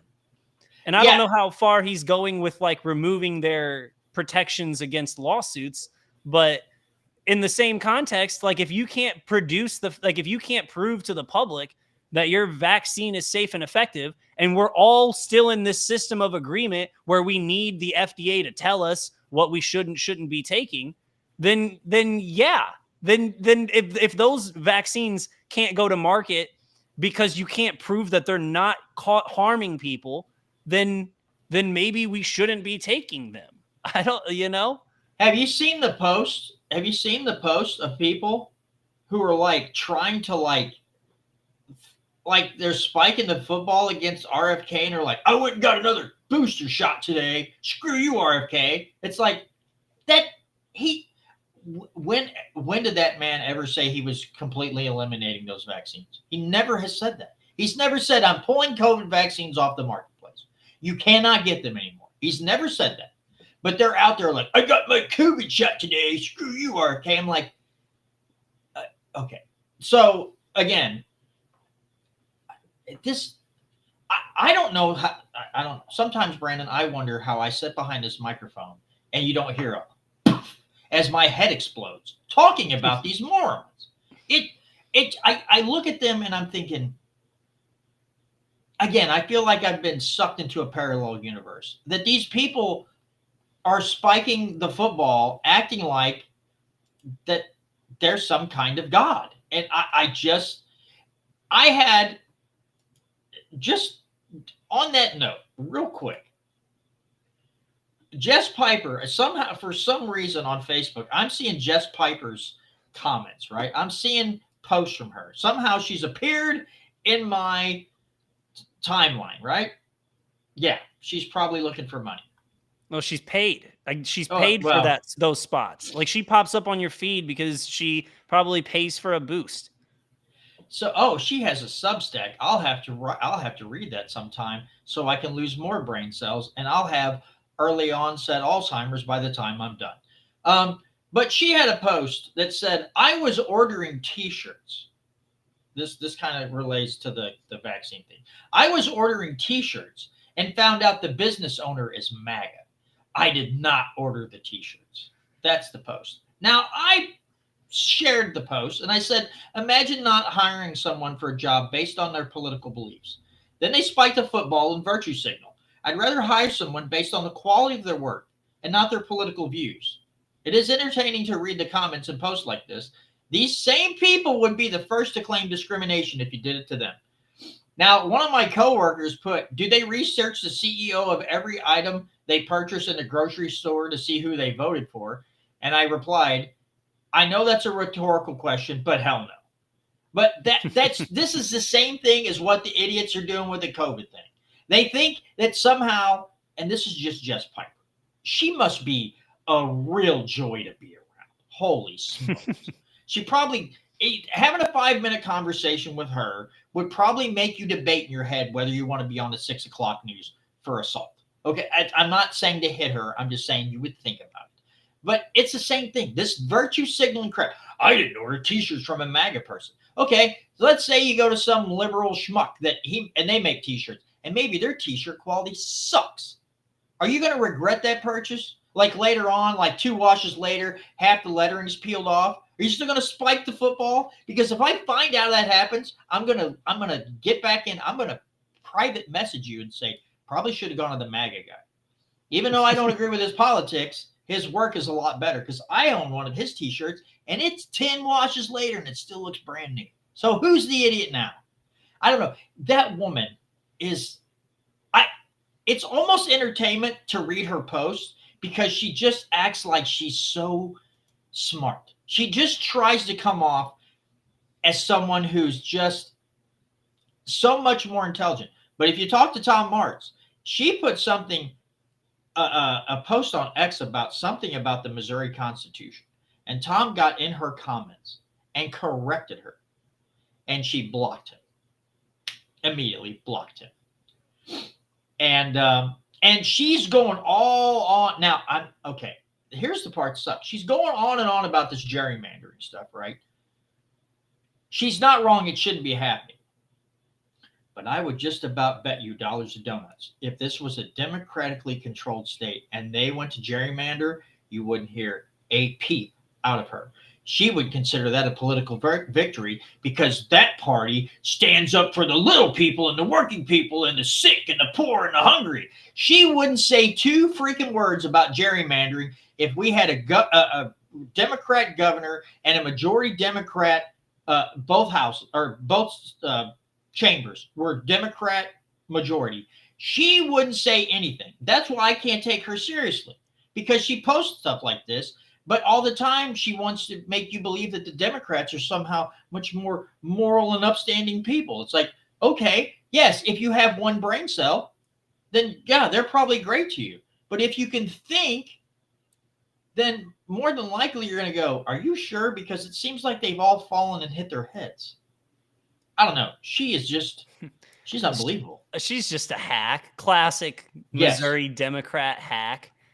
It's funny how like Democrats love making fun of the MAGA cult and like, but it's so funny how they're equally wrapped up, but they don't have their Barack Obama anymore. Like they don't have their like the Republicans have their guy. Like they have Trump, so they've got their base and they have the guy to support him. The Democrats are just so lost right now that like all they can do is like post memes and like probably not even true anecdotes. Like I don't even know if that story's true or if she just said that. Like she probably was ordering t-shirts and was like, "Oh, you know what would really get my fans fired up? My all my paid for fans." Because like the last time somebody told me, I don't remember if it was you or somebody else, that she had a rally one time that like she like was trying to organize and hold like a protest or a rally, and like 5 people showed up.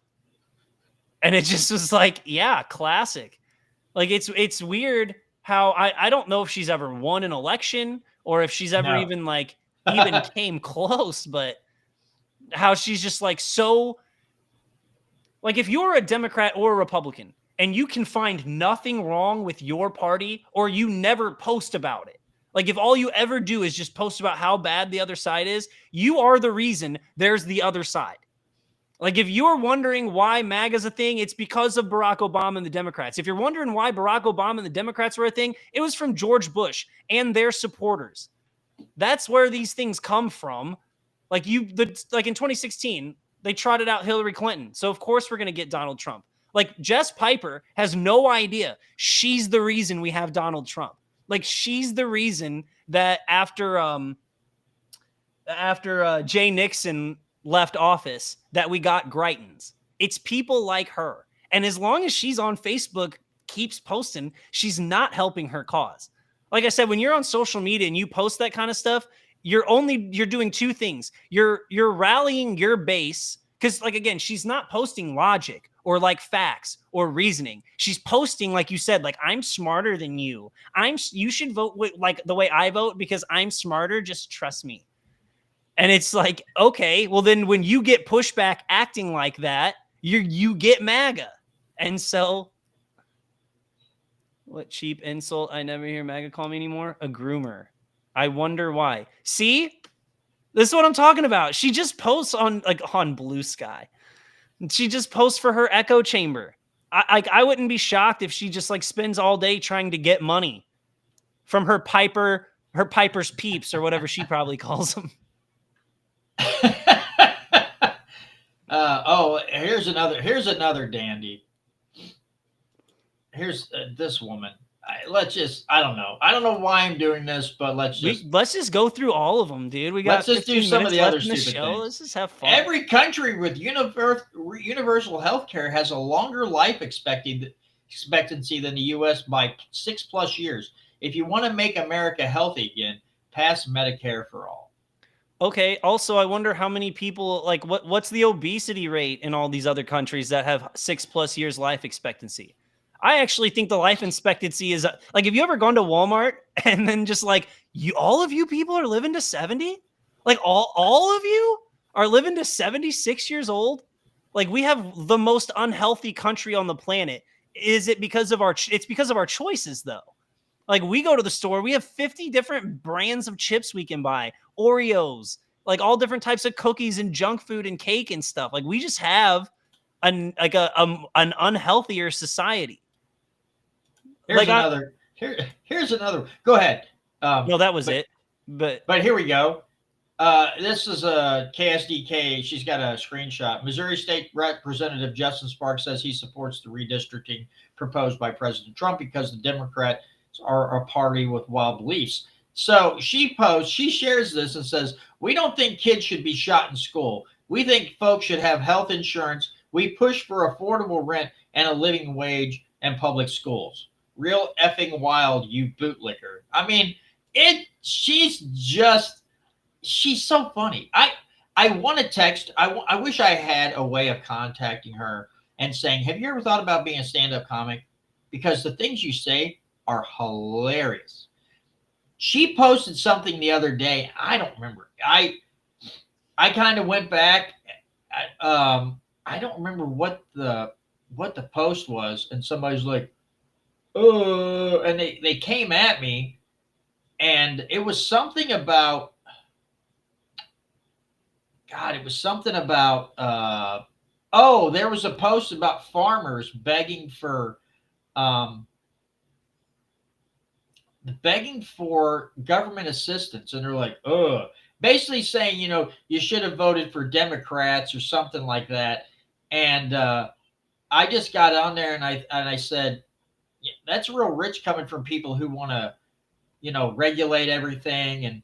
And one of her little Piper's Putz members said something. Oh yeah, here we go. Piper's Putz. So let me pull this up because I think that's a good one. Let me see. I'm trying to find the whole thing. Okay, let me read. Why is it not? Whatever. Let me stop sharing and reshare. Maybe it'll pull up here. It might not. Oh, that's because I'm doing it on the wrong thing. I'm sorry. I'm stupid. Let me scroll down and find the stupid again. It's not too much farther here.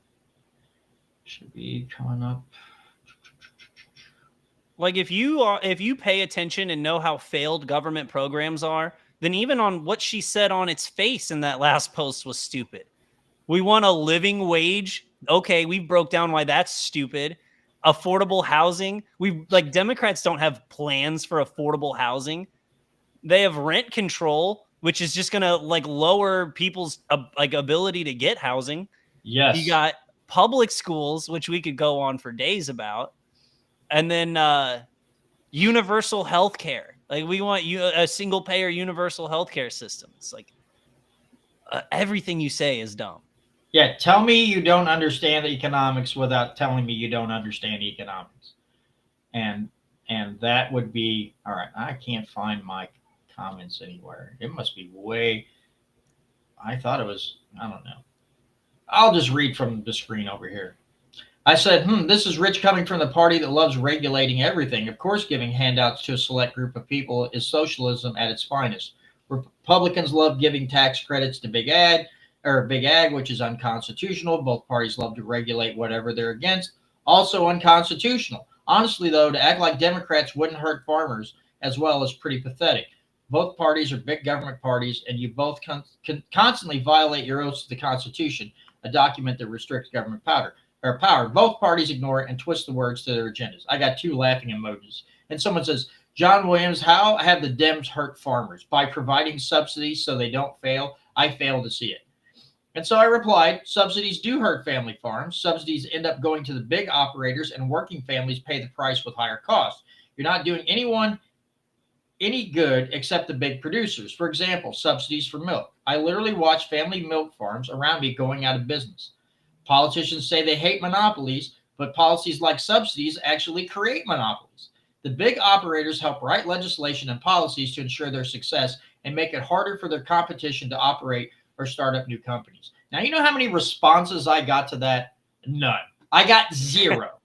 Oh wait, your logic didn't garner a response from the Democrats? And listen, I told my wife, I was like, sometimes I cannot stop myself from responding to what people post on Facebook sometimes. It's a waste of time. I do it anyway because I can't stand it. But I told her, I was like, I just find it funny that if you lay out, and that was not an intelligent layout. That was a very basic thing that I typed out, right? Because I'm not like some highly intelligent individual. I have a basic understanding. So I write out a basic thing. Nothing wild and out there. And none of those people will respond. And that tells me everything I need to know. Because if they had any facts to back them up, that person would have been right back in there and typing something. And What they probably did was they went on like Chat GTP, or they probably went on Grok, and they were like, do subsidies hurt small farms sometimes? And then when it came up as true, they were like, well, I can't reply to that. It's true. Yeah, I can't say anything. That's what terrible. like what I think a lot of people, like, because you didn't bait them, like you didn't just say something ignorant back to her, then she had no reply. What she was hoping, what people do when they post like that, not necessarily this person, but what a lot of people is, they're just looking for you. They're trying to bait you into saying something ignorant.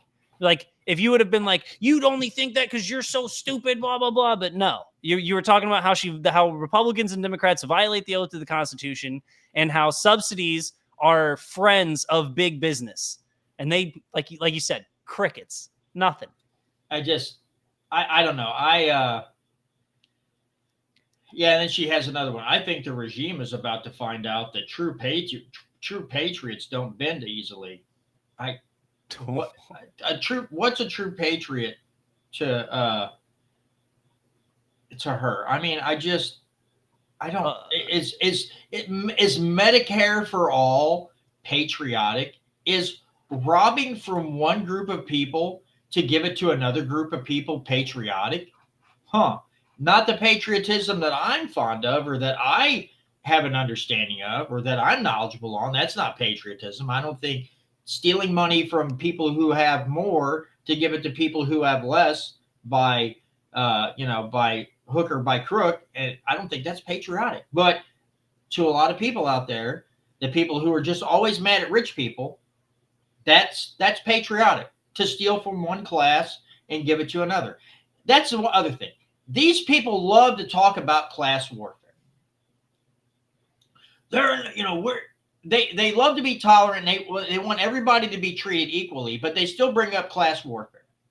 And then they don't want to be put in a class, but they'll separate the haves and the have-nots, or the rich and the poor, the billionaires and the millionaires versus us, and the 99% versus the 1% or whatever. They do the same exact thing. They just use different phrasing. And because it's appealing to the masses in that particular group, then they're all about it. Now, if you switch it on them, then they get a little uptight. They get a little upset. Their feelings get hurt just a little bit. And then you get these videos. I'm not saying this is the majority, but you get these videos where people scream like they're being murdered because you dare bring up something to them, and you dare bring facts against their argument. And then they're screaming like they're being stabbed. And I'm like, there's no way. It's the thing. If our species is to survive, if our society is to survive, if the majority of people started acting like that, if white liberal women just went around screaming every time they didn't get their way, most men are not going to find that appealing, and our race is going to die off just because you're acting like a wild animal that's being trapped or being hunted. And I mean, it's insane to me. And I'm like, here's another thing that cracks me up.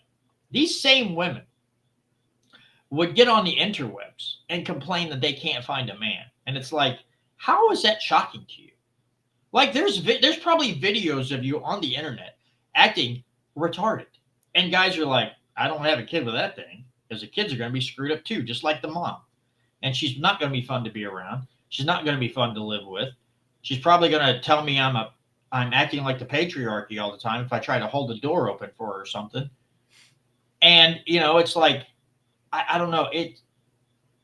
I fear for our society and the human species. If I know these people are in the minority right now, they really are. They're given all the platforms and the pulpits to stand behind the screen from. They're still the minority. But if these people if their numbers continue to grow, we're doomed. Because all the men that have their heads screwed on are going to look at those gals and go, yeah, no thanks. I'd rather you kick me in the groin continually than to have to live with that woman. I mean, that's the way I feel about it. If I see him, like, you can either marry her or get kicked in the groin every day. I'll take a kick to the groin every freaking day. Sign me up. I'll even go like this and spread my legs real wide so you have an easy target. I do not want to be married to that. So that's just my thought. That's probably mean. I shouldn't say that, but whatever. No, I'm with you. I think that, I mean, not on the whole kicking, you know, maybe we disagree on the level just a little bit there, but the sentiment's the same, dude.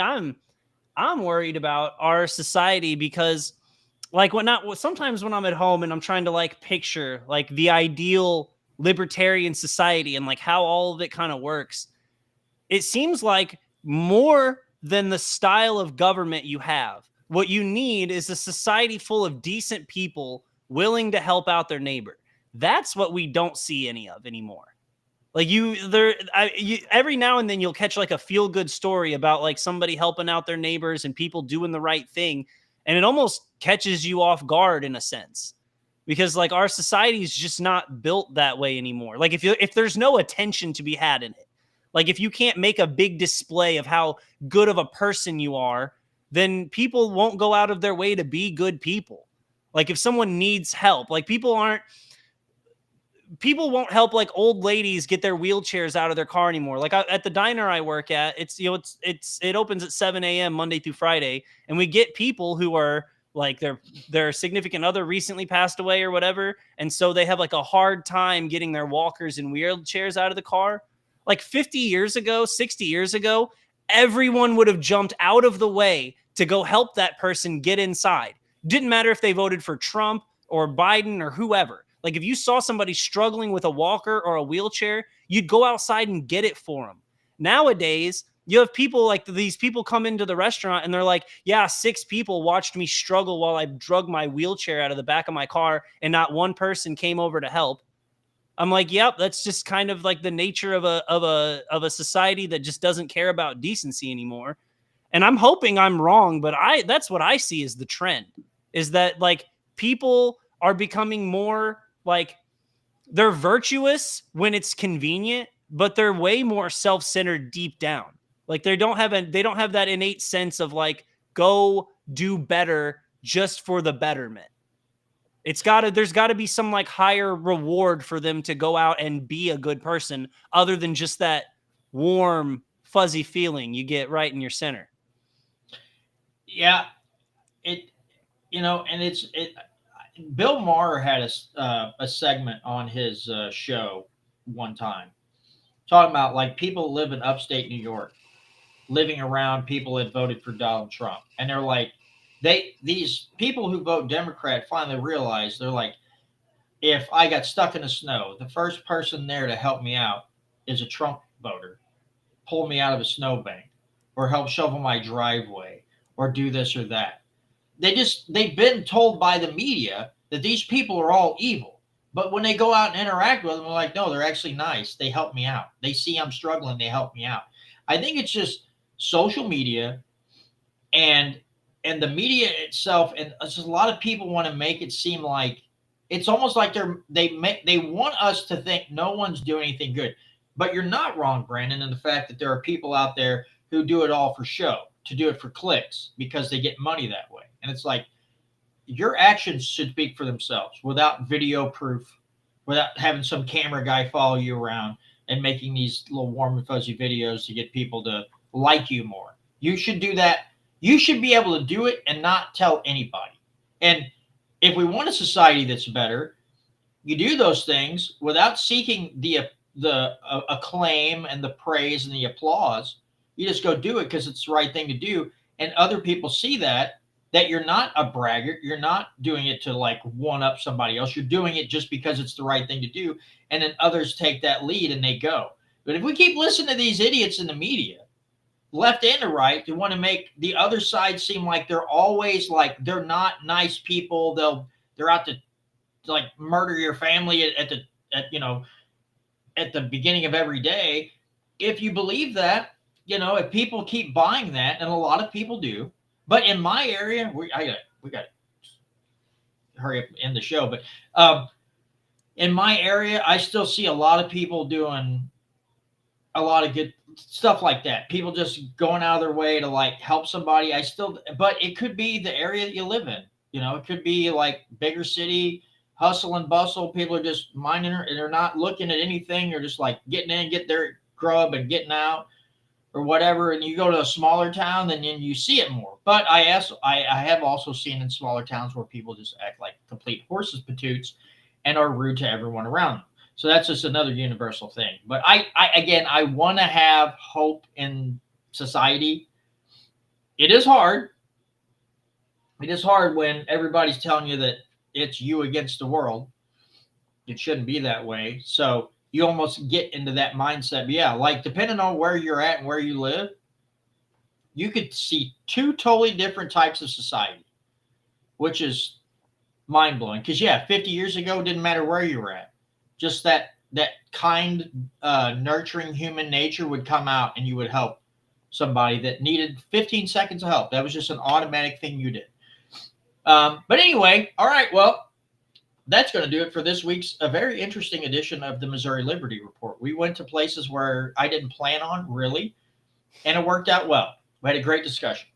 So again, to those of you who watch on YouTube, Rumble, or Facebook, greatly appreciate you. Remember to give us a like, a follow. Remember to subscribe. To those of you in podcast land, do the same thing. Subscribe, give us a like, leave us a rating or a review. So again, other people will find a good liberty message. And to those of you at molibertyradio.us, Sam and Trish Britton's network, we greatly appreciate all of you as well. And we will see you all next week, right here, Tuesday night, 6:30 p.m. on the Missouri Liberty Report. Take care, everybody.